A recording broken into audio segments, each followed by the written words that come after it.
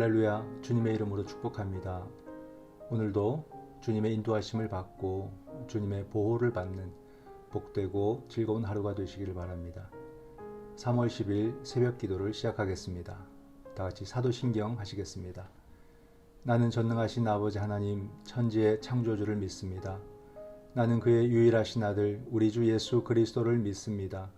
그는 성령으로 잉태되어 동정녀 마리아에게서 나시고 본디오 빌라도에게 고난을 받아 십자가에 못 박혀 죽으시고 장사된 지 사흘 만에 죽은 자 가운데서 다시 살아나셨으며 하늘에 오르시어 전능하신 아버지 하나님 우편에 앉아 계시다가 거기로부터 살아있는 자와 죽은 자를 심판하러 오십니다. 나는 성령을 믿으며 거룩한 공교회와 성도의 교제와 죄를 용서받는 것과 몸의 부활과 영생을 믿습니다. 아멘. 사랑의 주님, 은혜 감사드립니다. 오늘도 신앙이 깨어나게 하시고 믿음이 작동하게 하시고 주님이 드러나고 주님이 영광 받으시는 복된 하루를 살도록 도와주시옵소서. 예수님의 이름으로 기도드립니다. 아멘.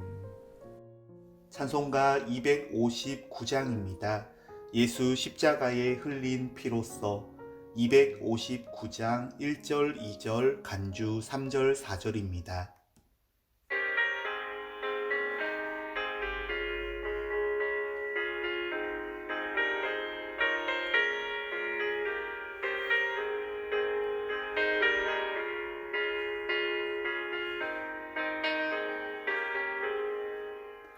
예수 십자가에 흘린 피로써 그대는 씻기어 있는가. 더러운 죄 희게 하는 능력을 그대는 참 의지하는가. 예수의 보혈로 그대는 씻기어 있는가. 마음속에 여러 가지 죄악이 깨끗이 씻기어 있는가. 주 예수와 밤낮으로 늘 함께 그대는 행동을 하는가. 아무 때나 어디서나 그대는 십자가 붙들고 있는가. 예수의 보혈로 그대는 씻기어 있는가. 마음속에 여러 가지 죄악이 깨끗이 씻기어 있는가.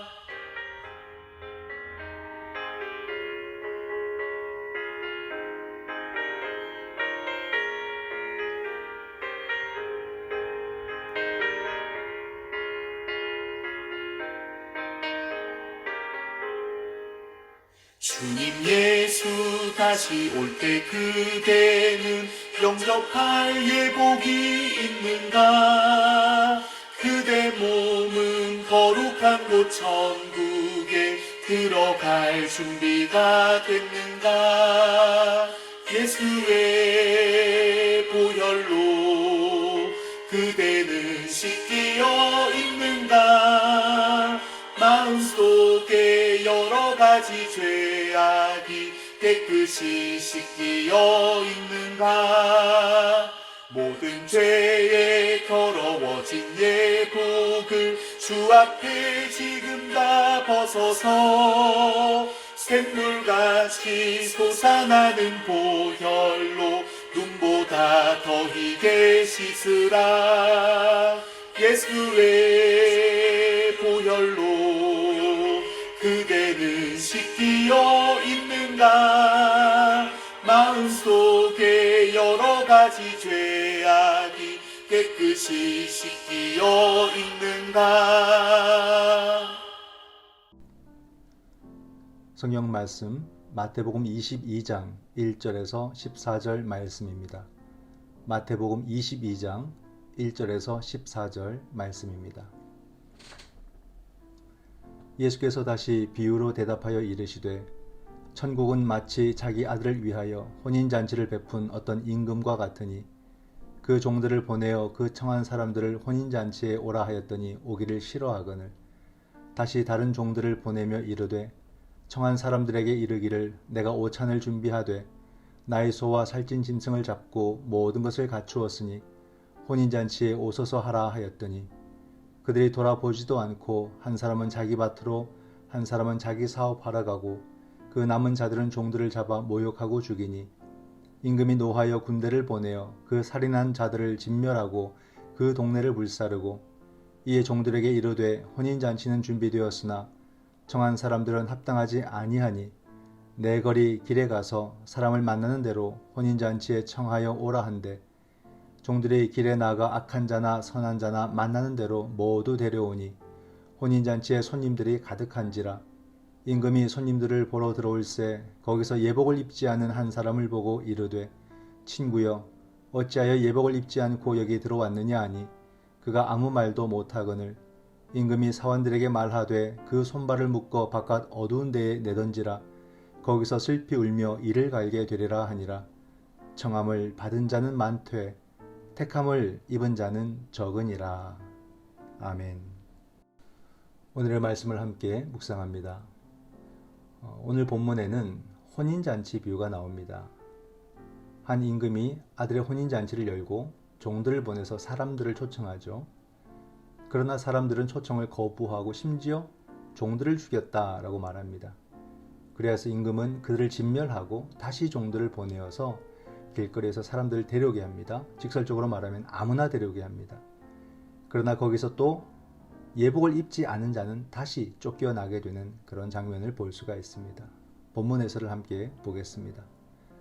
하나님은 타락한 인류를 지속적으로 구원의 자리로 초대하셨습니다. 예수님은 이를 아들의 혼인잔치에 초대하는 어떤 임금에 비유해서 말씀하십니다. 임금이 종들을 보내 사람들을 초청하지만 그들은 거부합니다. 사람들은 보면 돌아보지도 않고 5절에 돌아보지도 않고 밭과 일터로 가버리고 종들을 모욕하고 죽입니다. 진노한 임금이 자기 군대를 보내 살인자들을 진멸하고 그 동네를 불태웁니다. 임금은 종들에게 다시 내 거리 길에서 선인이든 악인이든 상관없이 누구든지 만나는 대로 초청해 오라고 명합니다. 그 결과 많은 사람이 잔치에 참여합니다. 이는 유대인들의 겁으로 이방인들이 하나님 나라 백성이 되는 구원의 역사를 의미합니다. 오늘날 세계 각처에 교회가 세워진 것은 바로 하나님이 초대하신 결과입니다. 질문을 보면 어떤 임금이 아들의 혼인잔치에 사람들을 초대하자 그들 반응은 어떠했나요? 주님의 은혜로운 초대를 무시하고 거부하면 어떻게 될까요? 네, 사람들의 태도가 잘 나옵니다. 돌아보지도 않고 라는 말이 참 인상 깊은데요. 오늘 우리들의 모습이 이와 같다는 것을 말해주고 있습니다. 또 아래에서 셋째 줄 보면 이 이야기는 어떤 이야기냐면 유대인들이 복음을 거부함으로 결국 이방인들이 하나님 나라 백성이 되는 그런 구원 역사의 어떤 변화, 흐름의 변화를 말해주고 있다라고 이야기하죠. 또 오늘날 세계 각처에 교회가 세워진 것은 바로 하나님이 초대하신 그 결과다라고 설명을 하고 있습니다. 이 첫 번째 본문에서의 타이틀이 인상적입니다. 뭐냐면 거절과 새로운 초대라는 제목을 갖고 있습니다. 거절하는 자가 있었고 또 이로 인해서 새로 초대받는 자가 있다는 것을 말해줍니다. 하나님은 이스라엘이라고 하는 민족을 하나님 나라 도래를 위해서 선택하셨습니다. 그래서 선민인 거죠. 그러나 구약 역사가 보여주는 것은 뭐냐면 이스라엘이 하나님의 선지자들을 도리어 죽이면서 하나님의 긍휼 베푸심을 그들이 스스로 거부했다는 사실입니다. 이게 구약의 역사예요. 그들이 잘못했지만 하나님은 선지자들을 보내서 다시 그들을 선민의 역할로 쓰시려고 했지만 그들이 선지자들을 죽이면서 스스로 하나님의 회복을 거부했다라는 말입니다. 이에 하나님께서는 또다시 마지막으로는 하나님의 아들 예수님을 보내셨지만 그들은 하나님의 아들마저 끝내 죽이고 하나님의 초대를 거절하였습니다. 이로 인해서 하나님 나라 도래를 위해서 새로운 사람들이 초청받게 되는데 누굴까요? 바로 새 인류라고 하는 그리스도인입니다. 그리스도인들이 하나님 나라를 위해서 부름받은 사람들이다. 이 땅의 교회들은 이제 혈통적 이스라엘이 아니라 영적인 이스라엘로서 시대적 사명을 감당하는 그런 공동체임을 우리는 깨달을 수 있어야 됩니다.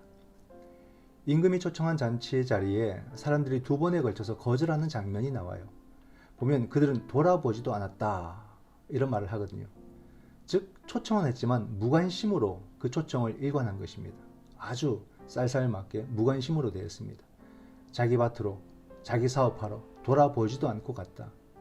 여러분 이것이 무엇을 보여줄까요? 오늘 우리에게 자기들의 일상에 마음이 빼앗겨서 하나님 나라에 대해서는 하나도 관심, 1도 관심 없는 자들의 모습을 보여주고 있습니다. 그만큼 일상성이 무서운 거예요. 우리의 시선도 우리의 마음도 생각도 다 빼앗아 버리는 것이 일상성입니다. 본문의 이야기는 일상성에 빠지는 것이 얼마나 두려운 것인가를 말해주고 있습니다. 자신의 일상에 빠진 사람들은 그들의 관심사에 도리어 방해가 되는 것에 대해서는 폭력적인 태도를 취하면서 심지어 임금이 보낸 종들을 죽이기까지 하는 잔인성을 보여주었습니다. 오늘 우리에게도 하나님 나라에 대해서 무관심으로 일관하고 나의 일상성에 매몰될 때에 우리가 얼마나 무섭고 두려운 존재가 될 수 있는지를 바로 이 이야기를 통해서 깨달을 수 있습니다. 또한 그런 자는 주님께 거절되고 새로운 자가 초대된다는 또 두려운 사실을 우리는 볼 수가 있습니다. 우리는 일상을 살지만 뭡니까? 주님의 부르심에 응답하며 하나님 나라를 일상 가운데 세워나가는 그런 그리스도인이라는 사실을 다시 한 번 더 기억하시고 그런 삶을 살아갈 수 있기를 주님의 이름으로 축원드립니다. 2번째 본문 해설입니다. 복음을 듣고 구원으로 초대받은 사람은 많지만 구원의 은혜를 누리는 사람은 적습니다. 임금이 잔치 석상을 둘러보다가 예복을 입지 않은 한 사람을 보고 사환들을 시켜 그를 쫓아냅니다. 임금의 초대를 받아 혼인잔치에 참석한 사람이 먹고 즐길 수 있는 단 한 가지의 조건은 예복입니다. 이 비유에서 예복은 믿음에 합당한 삶을 의미합니다. 그렇다고 우리가 선한 행위로 구원받는다는 뜻은 아닙니다. 오직 믿음으로 구원받지만 그 믿음이 참되다는 사실을 보여주는 증거가 바로 삶입니다. 행위, 실천. 은혜로운 초대로 구원을 받고 예수 그리스도로 옷 입은 성도에게는 마땅히 하나님 백성다운 삶의 열매가 따라야 합니다. 질문을 보면 혼인잔치에서 예복을 입지 않은 사람은 결국 어떻게 되었나요? 하나님 백성에게 어울리지 않는 말과 행동을 어떻게 바꾸어 갈까요? 예복이 강조되고 있습니다. 예복은 뭐라고요? 중간에 보니까 믿음에 합당한 삶이다. 여기서 혼돈하지 말라고 말하는 게 있죠. 우리가 합당한 삶으로 구원받는 것은 아닙니다. 구원은 믿음으로 받고 그 믿음은 은혜입니다. 그러나 분명 구원받았다면 구원받은 자다운 삶이 있다는 것을 말해주는 거예요. 그 삶이 우리에게서 노력되어지지 않고 나타나지 않으면 우리는 올바른 구원을 받았는가 자신의 구원을 되돌아봐야 될 필요가 있다는 겁니다. 스스로 착각하고 있을 수도 있다는 말이 되는 거죠. 구원은 믿음으로 받습니다. 근데 분명히 보니까 예복 입지 않은 자는 잔치에서 쫓겨나고 있습니다. 생각이 복잡해져요. 뭔가 내가 합당한 삶으로서 막 공로를 더 쌓아야 되는가 그런 말이 아닌 거죠. 믿음에 합당한 삶이라는 것은 공로를 뜻하는 것이 아닙니다. 구원에 합당한 삶, 은혜에 합당한 책임을 뜻하는 것입니다. 구원받았다면 하나님 나라 가치에 맞게 살려고 노력을 해야죠. 그죠? 그런 태도를 가지려고 노력을 해야 됩니다. 잔치에 어울리는 옷을 입고 살아야 한다라는 말입니다. 구원은 구원이고 삶은 또 다른 영역이라고 생각한다면 그것은 어떤 믿음일까요? 믿음이라는 것은 믿음의 삶과 굳건히 연결되어 있음을 우리는 알아야 됩니다.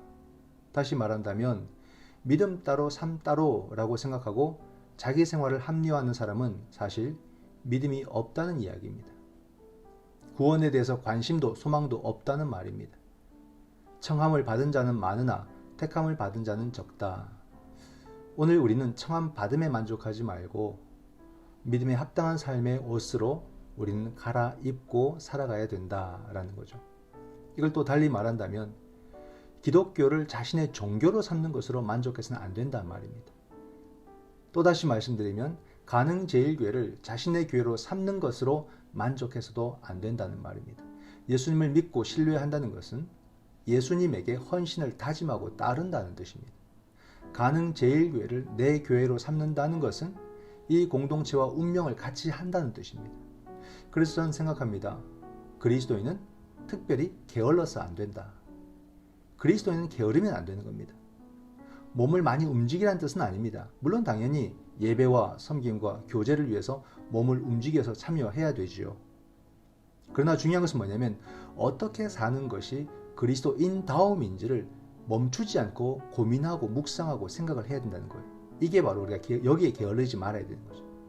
나의 삶에 무엇이 그리스도인다움인가 고민하라는 말입니다. 묵상하라는 말이에요. 생각하고 그것을 하나씩 실천해 나가는 거죠. 오늘도 예복을 입은 자로서 오늘에 합당한, 무엇에 합당한? 그리스도인다움, 초대받고 부름받은 자에 합당한 오늘을 살아갈 수 있기를 바랍니다. 여러분 모두를 주님의 이름으로 축복합니다. 기도하겠습니다. 사랑의 주님, 은혜 감사드립니다. 오늘 하루도 부름에 합당한 삶을 살게 하시고 일상에 매몰되지 않고 세상 한 중심에서도 복음의 정신으로 깨어 있도록 나를 도와 주시옵소서. 이 하루를 주께 맡기옵고 예수님의 이름으로 기도드립니다. 아멘. 지금은 우리 주 예수 그리스도의 은총과 아버지 하나님의 크신 사랑과 성령 하나님의 위로교통 하나 되게 하심이 그리스도인으로서의 합당한 삶을 고민하고 묵상하고 행동하기를 원하는, 그러므로 주님의 초대에 바르게 응답하기를 원하는 사랑하는 주의 자녀들과 저들의 가정 위에 지금부터 영원토록 함께 하시기를 간절히 축원하옵나이다. 아멘. 이 시간 함께 드릴 기도의 제목은 먼저 말씀을 생각하며 기도하기를 원합니다. 우리의 일상이 소중하다면 더더욱 우리의 믿음을 깨워 복음의 가치, 하나님 나라 가치를 내 일상에 녹여낼 수 있도록 내게 지혜를 허락하여 주시옵소서. 코로나의 종식과 일상의 회복을 위해서 기도하기를 원합니다. 질병이 만연하다고 해서 우리 사회가 불신과 다툼으로 빠져들지 않도록 주께서 지켜주시고 백신의 접종을 통해서 질병도 통제되고 사회 질서도 안정을 되찾을 수 있도록 도와주시옵소서. 마지막으로 우리 가정을 위해서 기도합니다. 우리의 가정이 믿음에 합당한 삶을 고민하는 처소가 되게 하여 주시옵소서. 고민과 걱정거리를 껴안고 쓰러지는 그런 가정이 아니라 믿음의 가치로 해석하며 주어진 문제들을 풀어가고 이겨내는 천국의 소망이 넘치는 그런 가정이 되게 하여 주시옵소서. 이 시간 믿음의 실천으로 하나님 나라에 합당한 삶을 살기 위해서, 코로나 백신 접종과 우리 사회의 안정을 위해서 우리 가정이 믿음의 안식처가 되도록 함께 기도하겠습니다.